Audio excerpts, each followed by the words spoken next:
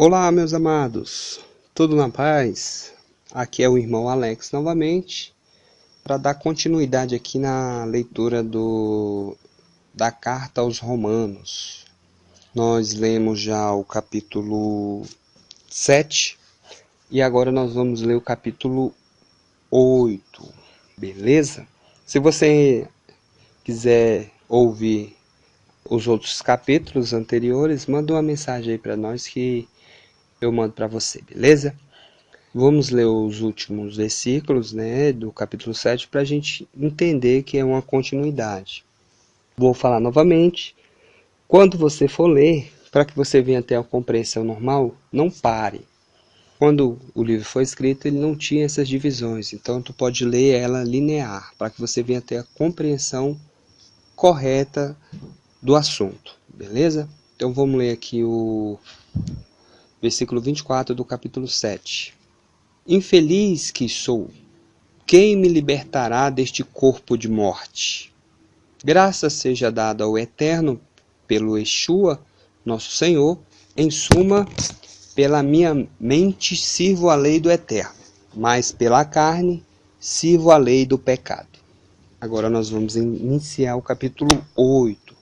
Agora, portanto, já não há condenação para os que estão no Messias, pois a lei do Espírito que dá vida no Messias te libertou da lei do pecado e da morte. Então aqui, quando ele fala que nos libertou, é porque nós éramos, lá no capítulo 6, no finalzinho, fala que o salário do pecado é a morte, mas o dom do Eterno é a vida eterna em Yeshua, nosso Salvador. Então, para que você venha compreender, ele nos libertou. E aí nós vamos continuar aqui que você vai entender o porquê que ele nos libertou. Versículo 3 do capítulo 8. Com efeito, aquilo que era impossível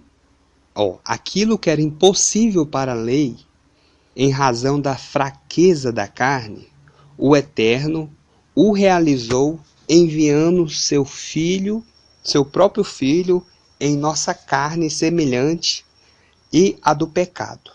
E por causa do pecado, assim o Eterno condenou o pecado na carne, a fim de que a justiça exigida pela lei seja cumprida em nós, que não procedemos segundo a carne, mas segundo o Espírito. Vamos continuar que tu vai compreender. Os que vivem segundo a carne se voltam para o que é da carne. Os que vivem segundo o Espírito se voltam para o que é espiritual. Na verdade, as aspirações da carne levam à morte e as aspirações do Espírito levam à vida e à paz. Quando fala assim, a aspiração da carne, lembra que o salário do pecado é a morte, mas o dom do Eterno é a vida eterna, em Yeshua, nosso Senhor. Aqui ele está confirmando isso. Verso 7. Portanto, as aspirações da carne são uma rebeldia contra o Eterno. Não se submetem, nem poderiam submeter-se à lei do Eterno. Então, uma pessoa que ela anda segundo a carne, ela não consegue ter domínio em relação ao seu corpo. Eu vou dar um exemplo aqui rapidinho, amados. Quando eu vou falar da minha pessoa, que é meu testemunho. Quando eu não tinha compromisso com o Eterno, eu tinha uma namorada à época, eu não conseguia ficar sem trair ela. Eu sempre traía ela, porque eu não tinha domínio sobre o meu corpo, entendeu? Eu vivia segundo a inclinação da carne. Depois que eu entreguei minha vida para Yeshua, para o Eterno, comecei a buscar agradar ao Pai através do Espírito, o Espírito Santo, eu consigo Está compreendendo? Eu consigo hoje não trair a minha companheira. Tá entendendo? Por quê? Porque eu busco andar em espírito. Eu não sei se você compreendeu, mas é isso, mais ou menos o que o autor está querendo dizer. Vamos continuar aqui para ver se você compreende. Verso 8. Os que vivem segundo a carne não podem agradar o Eterno. Tá vendo? As pessoas que, vamos se dizer, tinha a lei lá, né? A lei. As pessoas que não têm o Espírito Santo, né? As pessoas que não buscam fazer o que agrada o Eterno, elas não conseguem cumprir as leis.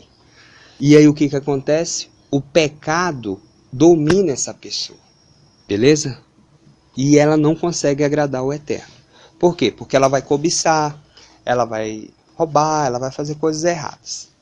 Por isso que fala, aquele que está em Cristo Jesus, nova criatura é, as coisas velhas passaram e tudo se fez novo. Ele começa a novidade de vida que ele vai buscar ser guiado pelo poder do Eterno. É algo muito lindo isso aqui, pessoal. Vamos continuar. Verso 9. Vós não viveis segundo a carne, mas segundo o Espírito. Se realmente o Espírito do Eterno mora em vós. Então, se o Espírito do Eterno morar na pessoa, se aquela pessoa realmente é um templo do Eterno, ela vai ter domínio sobre o pecado, ela vai ter domínio sobre as fraquezas da carne, entendeu? Vamos continuar. Se alguém não tem o Espírito do Eterno, não pertence ao Eterno.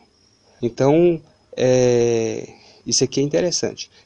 Aqui, eu estou no verso 9, aqui está dizendo o Espírito de Cristo, mas não isso aqui não é Espírito de Cristo, porque o Espírito que está falando aqui é o Espírito Santo, entendeu? Isso aí é um outro assunto, pessoal, mas eu estou tentando mostrar aqui na continuidade do texto. Eu não sei o que se foi na tradução, se foi na transliteração, colocaram o Espírito de Cristo aqui, mas aqui é o Espírito do Eterno. Verso 10. Se, porém, o Eterno está em vós, embora vossos corpos estejam mortos por causa do pecado, vosso espírito está cheio de vida, graça e justiça. Então o que acontece? Aquela pessoa que ela tem um Espírito do Eterno, essa pessoa é diferente no seu modo de falar, no seu modo de agir. Ela é uma pessoa que realmente foi transformada pelo Pai. Vamos continuar aqui no verso 11. E se o Espírito daquele que ressuscitou, Yeshua, dentre os mortos, habita em vós, aquele que ressuscitou Cristo dentre os mortos, vivificará também vosso corpo mortal, pelo seu Espírito que habita em vós. Portanto, irmãos, estamos em dívida, mas não com a carne, como devendo viver segundo a carne. Pois se viverdes segundo a carne, morrereis, mas se pelo Espírito matardes o procedimento carnal, então vivereis. Aí é a mesma coisa lá. O salário do pecado é a morte, mas o dom do Eterno é a vida eterna. Verso 14. Tudo aqueles que se deixam conduzir pelo Espírito do Eterno são filhos do Eterno. Tá vendo aqui? Aqui já está falando Espírito de Deus. Lá em cima, Espírito de Cristo. Então o autor fez uma confusão aqui, mas dá para a gente entender que é o Espírito Santo, é o Espírito do Eterno. De fato, verso 15. De fato vós não recebestes espírito de escravos para recairdes no medo, mas recebeste o Espírito do Eterno, que por adoção vos tornou filhos, e no qual clamamos, Abba, Pai. O próprio Espírito se une ao nosso Espírito, atestando que somos filhos do Eterno. E se somos filhos, somos também herdeiros, herdeiros do Eterno, co-herdeiros do Messias, se de fato sofremos com ele, para sermos também glorificados com ele. Eu penso que os sofrimentos do tempo presente não têm proporção com a glória que há de ser revelada em nós. De fato, Toda a criação espera ansiosamente a revelação do Filho do Eterno, pois a criação foi sujeita ao que é em vão e ilusório, não por seu querer, mas por dependência daquele que a sujeitou. Também a própria criação espera ser libertada da escravidão da corrupção em vista da liberdade que é a glória dos filhos do Eterno. Com efeito, sabemos que toda a criação, até o presente, está gemendo como que em dores de parto. E não somente ela, mas também nós que temos as primícias do Espírito. Gememos em nosso íntimo, esperando a condição filial, a redenção de nosso corpo, pois é na esperança que fomos salvos. Ora, aquele que se tem diante dos olhos não é objeto de esperança. Como pode alguém esperar o que não está vendo? Mas se esperamos o que não vemos, é porque aguardamos com perseverança.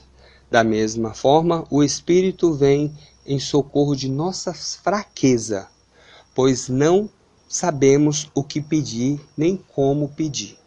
Que o próprio Espírito, que intercede em nosso favor, com gemidos inefáveis, e aquele que examina os corações, sabe qual a intenção do Espírito, pois é de acordo com o Eterno que ele intercede em favor dos santos.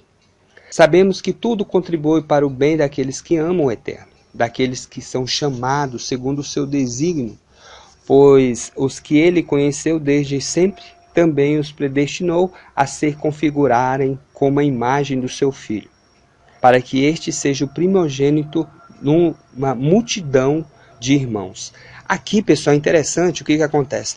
O Espírito Santo, lá no início do ministério de Yeshua, que João Batista batizou ele e veio o Espírito Santo sobre ele, e ali começou o ministério dele. Quando a gente entrega a nossa vida para o Eterno e começa a fazer a vontade dele, o Espírito do Eterno vem sobre nós, e aí nós recebemos a imagem de Cristo, o amor ao próximo, tudo aquilo que ele fez, entendeu? Por isso que fala que é a imagem do primogênito. E aí nós vamos começar a fazer a mesma coisa que ele fez há quase 2000 anos atrás. Verso 30, e aquele que predestinou também o chamou, e os que chamou também o justificou, e os que justificou também os glorificou. Depois disto, que dizer ainda? Se o Eterno é por nós, quem será contra nós? O Eterno que não poupou seu próprio Filho, mas o entregou por todos nós, como é que com ele não nos daria tudo? Quem acusará os escolhidos do Eterno? O Eterno que justifica, quem condenará? Yeshua, quem morreu, mais ainda, que ressuscitou, está à direita do Eterno, intercedendo por nós. Quem nos separará do amor do Messias? Tribulação, angústia, perseguição, fome, nudez, perigo, espada? Pois está escrito, por tua causa somos entregues à morte o dia todo. Fomos tidos como ovelhas destinadas ao matadouro. Mas em tudo isso somos mais que vencedores. Graças àquele que nos amou, tenho certeza de que nem a morte, nem a vida, nem os anjos, nem os principados, nem as presentes, nem o futuro, nem as potências, nem a altura, nem a profundeza, nem outra criatura qualquer será capaz de nos separar do amor do Eterno que está em Cristo Jesus, nosso Senhor.